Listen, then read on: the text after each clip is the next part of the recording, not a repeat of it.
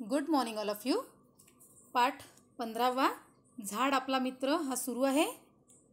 तर चला तुम्ही पुस्तक काढा आणि पुस्तकातलं पेज नंबर 17 काढायचं आहे. ठीक आहे. तर बघा, आपला झाड आपला मित्र या पाठावर आपण निबंध लिहिला होता, म्हणजे काही वाक्य लिहिली होती महत्त्वपूर्ण, हो ना. आणि त्यानंतर एकवचन आणि अनेकवचन हा व्याकरणातला पार्ट शिकले होता, हो ना. बघा, खूप महत्त्वाचा पार्ट आहे. तुम्ही आता सध्या लहान आहात. हा पार्ट तुम्हाला खूप महत्त्वाचा आहे शिकणं, जेणेकरून थोडे 5वीत गेल्यानंतर ह्या गोष्टींची गरज जास्त भासणार आहे, लागणार आहे.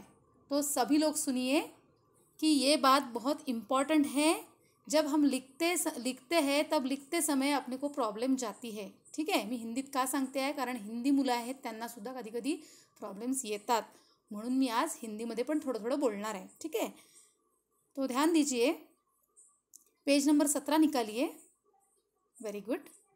बघा, यामध्ये जोडाक्षर हा पार्ट तुम्हाला पुस्तकात दिलेला आहे आणि वर्कबुकमध्ये सुद्धा तुम्हाला सॉल्व करून दिलेला आहे.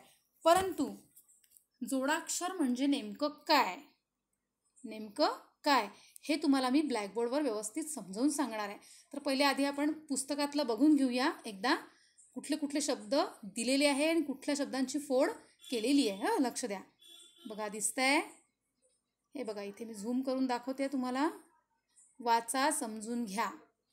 ऑक्सिजन, फक्त, वाळलेल्या आणि फांद्या असे 4 शब्द तुम्हाला उदाहरण म्हणून दिलेले आहे. तर त्यातले जोडाक्षर कोणते आहे ते शोधायचे आहे आणि समजून घ्यायचे आहे. तर सर्वप्रथम आपण जोडाक्षर म्हणजे काय ते बघणार आहोत आणि त्यानंतर जोडाक्षर शोधणार आहोत आणि समजून घेणार आहोत. ठीक आहे. लक्ष द्या. हां, लक्ष द्या. जोडाक्षरे म्हणजे काय? तर बघा, 2 अक्षरे जोडून तयार झालेला शब्द म्हणजे जोडाक्षर होय. परत एकदा माझ्या मागून म्हणा तुम्ही. 2 अक्षरे जोडून तयार झालेला शब्द म्हणजे जोडाक्षर होय. परत एकदा रिपीट करते. 2 अक्षरे जोडून तयार झालेला शब्द म्हणजे जोडाक्षर होय. ठीक आहे. म्हणजेच काय, 2 अक्षरं जोडून तयार झालेला शब्द म्हणजे जोडाक्षर. तर मग कोणते कोणते आहेत हे आपण समजून घेऊया. लक्ष द्या.